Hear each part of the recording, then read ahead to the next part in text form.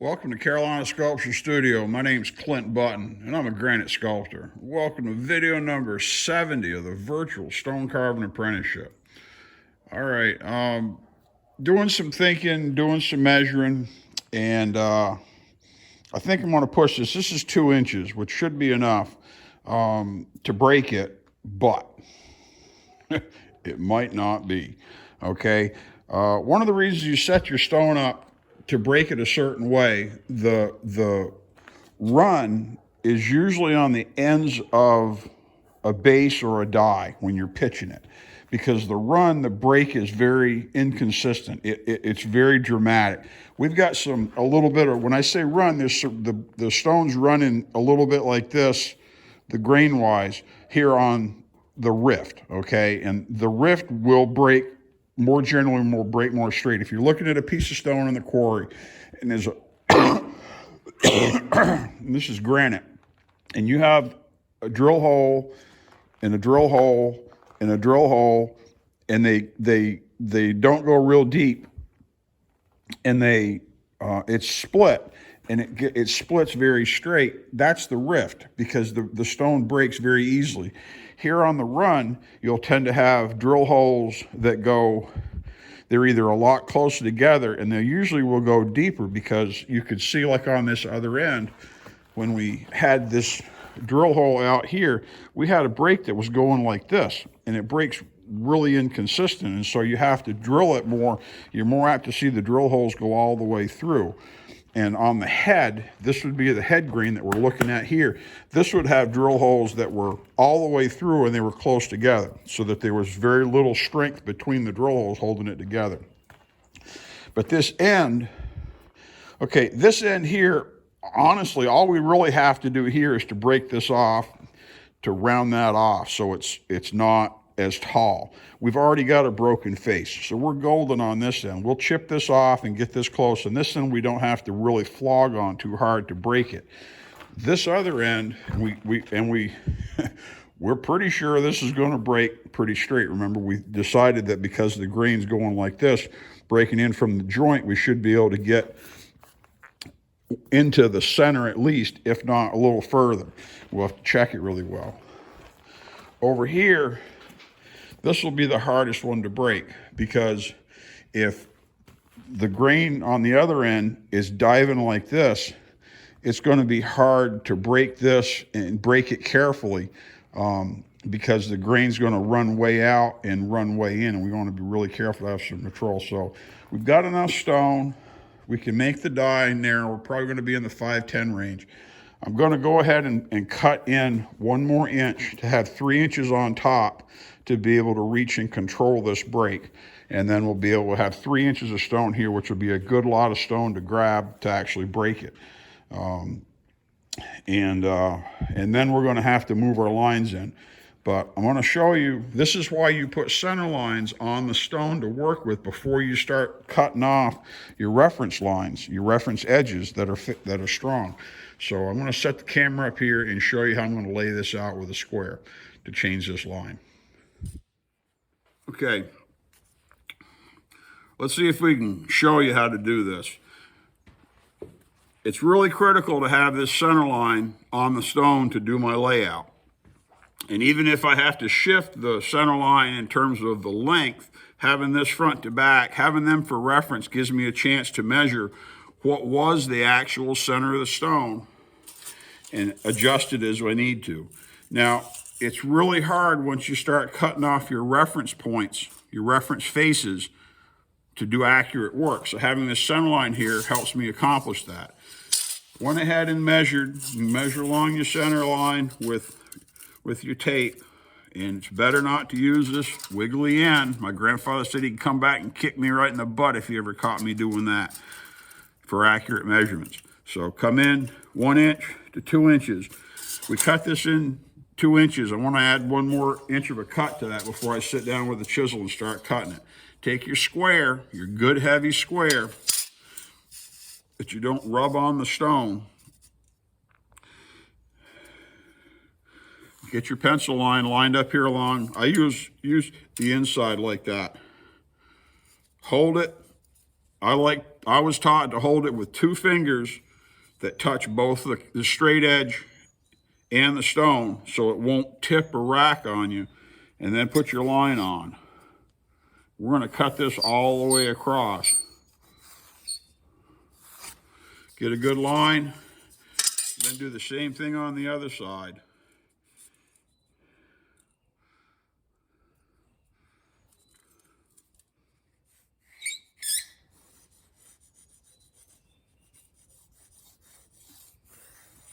Okay, and if you have to, this is just a tiny bit short there. Get that edge. Now I've got that. Now I can take and measure in my 3 inches to this line right here. And I'll mark a faint line there because we're still working on, that's where we're going to go for our 3 inches. Now I went and did my calculations, did my math with my golden ratio of 1.618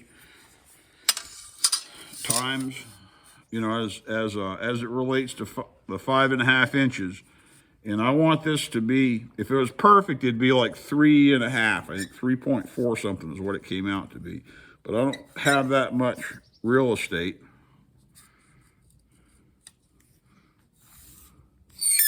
So we're going to keep it at 3 inches. And that's going to keep it to be a little more vertical than as much belly in terms of this scotia. But having this center line gives me a reference, a point of reference that I can trust. And now we can figure this out. Now if we measure our length here from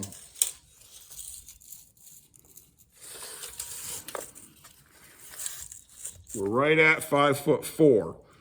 Okay, and so if we are in, we were figuring that die is probably not going to be any bigger than 410. I don't think I'll be able to capture enough of the broken stone, rust stone to get it secure. I'll probably have to take an inch or so off each side, and that gets me down to 410. So that means at 410, I've got 6 inches, which is 3 inches on each end, which is just a little bit, pretty close to what I've got front and back. So I think that'll work really well. But having 3 inches here to break will give me a little more insurance to try to get a good break on this, because getting rid of the center of this flat solid face is going to be the hardest part of cutting this whole die, probably, this base. So let's get to work. I'm just going to sit down and cut. I'm not going to probably show a lot of this until we start pitching this, because squaring these up is just boring stuff. We already did that in the last video. Don't need to do it again here. This is something I started to show in an earlier video and I didn't. I talked about, when we were talking about these arbors rubbing. See where this arbor rubbed along here? That's because I'm not touching the body of the saw at all. Okay, that's brass. This is waste, it's no big deal. If you do too much, you'll abrade these through. But right now, the depth of my cut is 2 3/4 inches, okay? That's how tall that saw blade is when it's fresh. That's how deep this goes. And when I was cutting this before, when I was cutting 2 inches in, I was bumping on the saw body. And when I bump on the saw body, it only goes about 2 1/4 inches. There's about a 1/2 inch difference, depending on where I hit, as to how deep it goes. Now, if I turn this saw around, go like that, I'm only down about 1.5 inches, because this is a 7-inch blade and I'm at 5.5 inches, okay? So that means that's 1.5 inches deep in that cut. So between this position, turning the saw around where the body's cleared in the other position, I'm going almost twice as deep. You gotta remember where you're sawing, and you gotta remember the depth of your cut, because you'll just lay into it, you'll midday, late day, you're tired, you're working, and you'll be used to sawing like this. You turn your saw and go through, and you'll go way deep in there and ruin your cut. If I cut a second cut that deep and I've got that much clearance before I hit, I'll be way down in here and I can be right at the very end of where I don't want to be. So you got to be careful. Remember where you're cutting. Okay? Been warned. You'll ruin a stone doing this. After you do all this work and then you ruin it, it's a pretty sick feeling. I've not done it, but I've seen it done. You got to be careful. Okay? Back to sawing. Working this side down with a small saw. This blade just finally bit the dust, man. It's starting to, it hasn't thermaled all the way, but you can see it's starting to color a little bit. I don't like continuous rim blades because they tend to keep heat. When the heat gets into the blade in any one spot, it can travel around the rest of the rim because it's a continuous rim. I'd rather use a segmented blade like this. Now, this is a 4-inch disco cutoff wheel that I get from Miles Supply. I misspoke, said I got them from Bignell. I don't. I don't think Bignell carries these. I know Miles do. That's where we got them. I bought them from Miles and Barry. Buy them from Miles and Elvin. Now this says, notice this. This says for marble, granite, and concrete. Okay, this blade will cut marble, but it'll do a poor job in terms of fine control because it doesn't have enough diamonds. I went over this in an earlier video.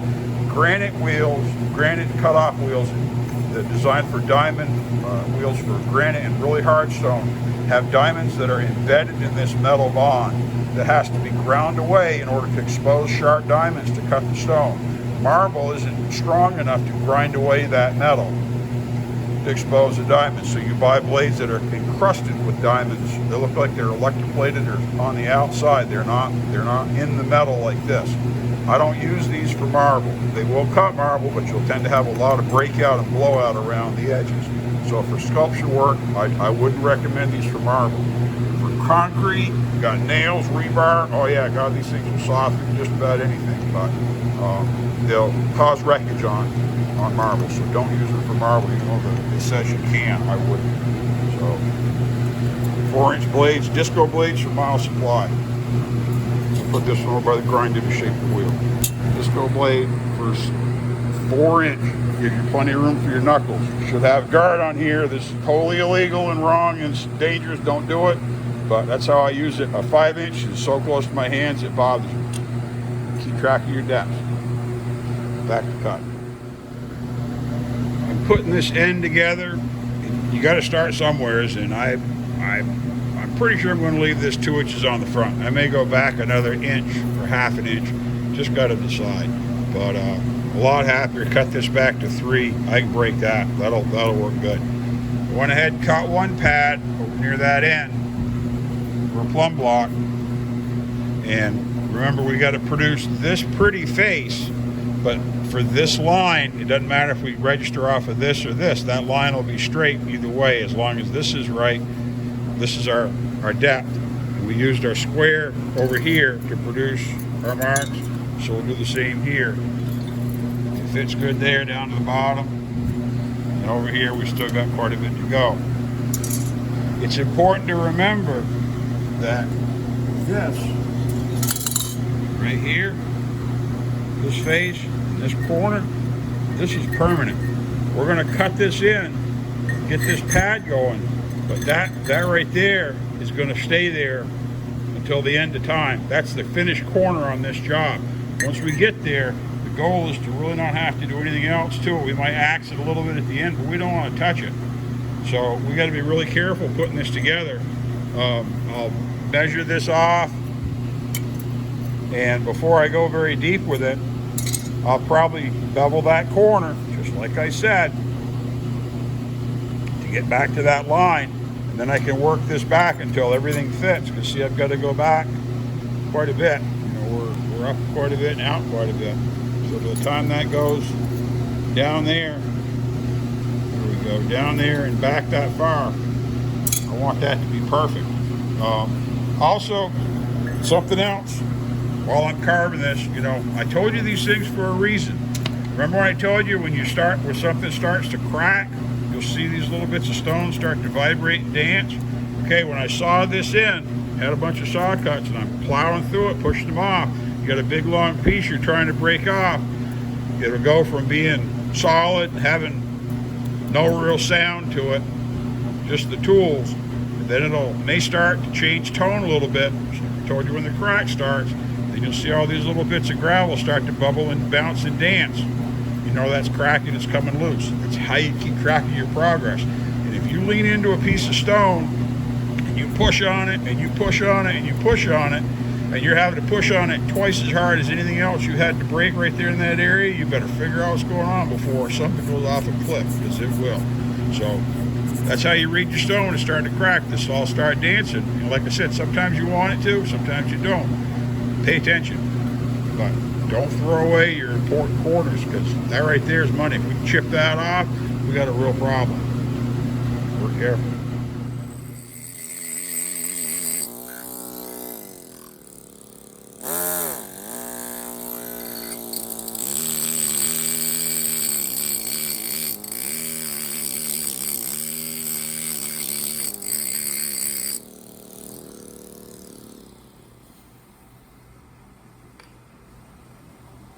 If I was welding, we'd consider working vertical out of position. You usually like to have everything, you know, down on the bottom where it's all convenient.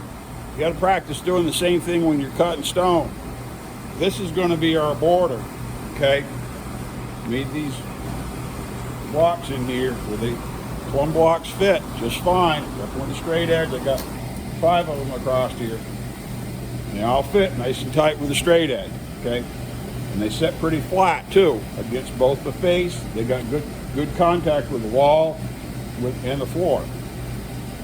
That means this corner's pretty well right. That's the corner, that's the edge, that's the line, okay? Pitch from here, this is the line. But because the stone is turned this way, we have to produce this vertical.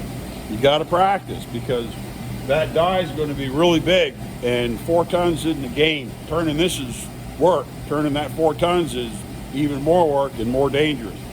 So you got to practice working in out of position, because I'm going to have to axe a whole bunch of that stone out of position. I'm going to have to push faces back, and instead of laying it down and standing it up a whole bunch of times and turning it around, once I stand it up, I'll cut a bunch of it just as it is. I'll axe the back of the die, push behind her, and then I got to cut the other part in, and just a lot of work. So this is what I'm talking about with, you know, using a raking light. You can use this to see that there's still a little bit right here, and I can put the light down here and shine across and see better. But we'll get this line really nice all the way across and make it look good. That's going to be our, you know, money line. That's going to be where we pitch from.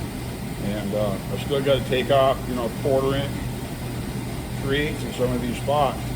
But you got to practice everything. This is all good for you. And instead of sending it over to a finisher to do all this work the way you used to be able to do it, you're going to have to be able to do it yourself.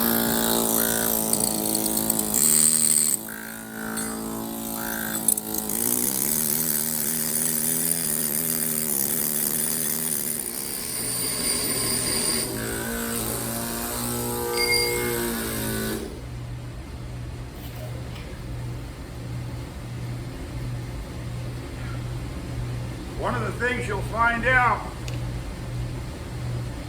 is that wearing a mask helps keep you warm. Same thing with earplugs. The drafts, the little bit of body temperature that they either maintain with the earplugs or helping warm the air when you breathe, it makes you a lot more comfortable working when it's cold. Once you get past the sweat, because there'll be a lot of condensate in your mask when you get your glasses once they get to temperature. But it's 36 today, and I've got this end pretty close to wrapped up. But once it starts cooling off and you work where it's cold, those masks, that'll keep you warm. As much as putting on an extra layer of clothes, so try it. If you don't work with a mask, you may not notice it. Or if you work all the time, it may make you hot, but works really good for me. So just one more tip.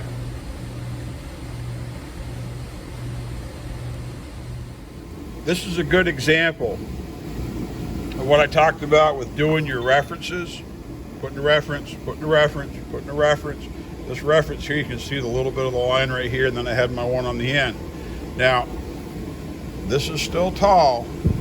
This looks like it's going to be the deepest spot as far as being in on this side.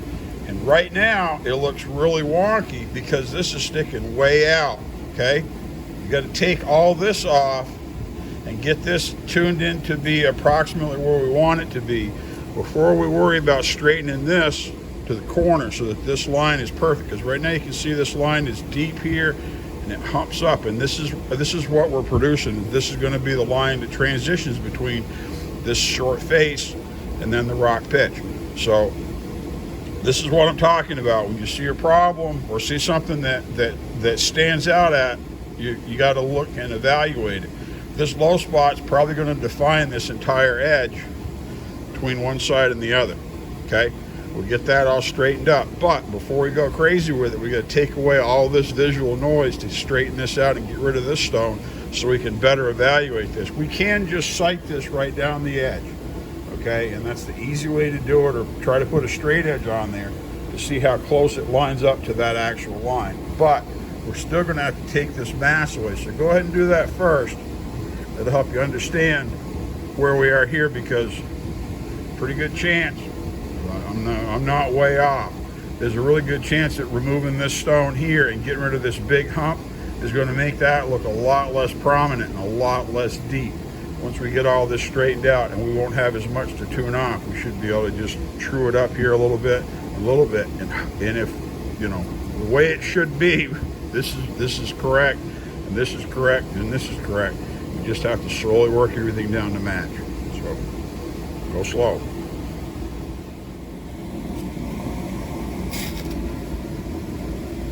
You should be able to see, took everything off on this side. And it's not perfect yet. It's still got a little bit of high spot, but it makes that whole dip right here in the center, because I haven't touched that little edge, makes that a lot less prominent, and it really blends it. So look down the edge now, you can see we've got a little bit of crown, a little bit here. We haven't touched that yet. We'll blend that together. Then we've got this, but we've got a pretty good amount of crown right here to pull down to get this straightened up. Now, as you're doing this line, remember what you're seeing for it being crooked could be in this direction. It also could be in this direction. You got to resolve both at the same time. I did the far end already. Now we did this end, and that's a better strategy, in my opinion, towards cutting this last long edge than to cut this edge that we already did, and then here, and then the long edge. And then whatever error you've got is going to all be captured in that last end, and it's going to tend to really be big if you've got a lot of error. If you've got a tiny bit of error in this end versus that end, it's going to be really hard to see, because this line will capture it, and it will go between minor error on both ends. I hope you can understand this. If you have a little bit of error here and then make this flat, this is going to exaggerate that error potentially, because if you have a little bit of error in this too, because it's so long, it's going to go way up or way down. So you're better off to have a short one that you probably are going to have an easier time keeping it straight, flat, plumb, true, whatever, and then doing the same thing on the far end, and then connecting them very carefully and bringing your center down to meet these, and it'll look a lot better. That's coming well. We'll get this cleaned up and wrap this end up and start on the face. I got my plain straight edge. Like I said, I've got a good ground straight edge that costs a lot of money. This one's pretty straight. I've had it for 20-something years, and if you don't drag it on the stone, it's just a piece of straight bar stock from Lowe's or Home Depot or whatever box store you got. And it works really well for basic stuff. I just check it here, and I'll take my red pencil, look right down. I got a gap here, touching over here, touching over here. So just scribble it. Just push that back, straighten a little bit, check it out. And we'll walk these two sides down to meet this. Like I said, this will define this edge right here in the middle. But we just have we had a hump right here and a hump right here, and that's pretty much ideal. Walk them real down, be careful just to get them down and make them all match. Have a nice straight edge. And after a little more action, get these high spots down. Straight edge fits pretty well for. So I want to widen this just a little bit just to get this up to where I'm going to cut off. We'll widen that, run it up just a little bit, an inch or so up here, and put a final axe on that just to make sure that the top and bottom are good. That line's what I'm trying to accomplish. Looks pretty good. working. We got a pretty good line on there. A little wiggle right here at the end, but I'm going to cut this off to here. I'll finish that end together. I want to show you something. This is one of the cold hard facts of cutting stone. If you ever have a spot or a line or a dot or anything you don't want in your stone, you can pretty well bet it's going to show up right on a corner. See that? It's right on that finished corner right there. Right here, there's a little line, a little crumble. See that? So I'll have to smooth that up, and we'll bevel it just a little bit, blend it in. Those things show up on the end of the nose, on the lip, on her nipples, and on her fingertips, on the pretty edges. You can have a great big giant panel with all kinds of nothing going on, and none of this stuff will be there. It will always be right where you don't want it to be. So you got to get good at doing all this basic work, so when you end up with an edge, a corner like that that isn't ideal, you can blend it in really careful, make it secure, and make it go away. But that'll never show up out here in the middle where you don't need it. It'll always show up where you wish it wouldn't. That's one of the facts of cutting granite. All right, back to cutting stone. Looking at the time, we're up in the 25-minute range already, so I think I want to wrap this video up. Tried to go through the layout and production of both ends to get this line. Got this end done. We'd already done this one. And like I said, this gives you a chance to sort of balance out. You can get these two pretty straight, and if you have much run out on one end, you won't be as wild trying to get everything to match. You can get each end pretty straight and then match them across this, because this right here will pick up all this long line, will go up or down a lot potentially. You want to match it. So we'll cut this one back. Got to square this in, and because we still got, you know, a 1/4 inch to a 1/2 inch down this face to pull off, and it should work out pretty well. Really getting anxious to start carving. This is driving me crazy doing all this finishing work. I like doing it, but I usually don't have to do much of it, and I usually don't have to do bases that are this big. This is a big base. This is a lot of work, and it's a good training exercise. You need to be able to settle in and do a task and accomplish it and complete it. A lot of artists, a lot of sculptors never learned to do this boring straight line finish work, and their sculpture work suffers because of it.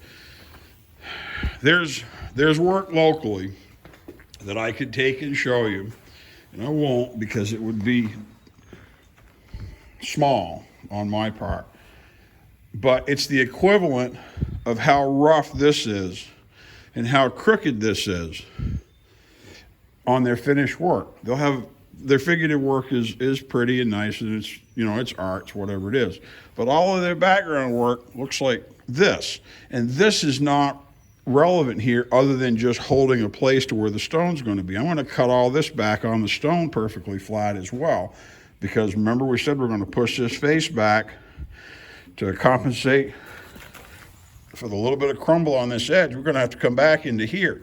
So every one of these flat surfaces is going to have to be axed and cut flat by hand. So doing the base is excellent practice. But we'll get into this pretty quick and wrap this video for now. My name is Clint Button. I'm a granite sculptor here at Carolina Sculptor Studio with the Virtual Stone Carving Apprenticeship. Thanks for coming in.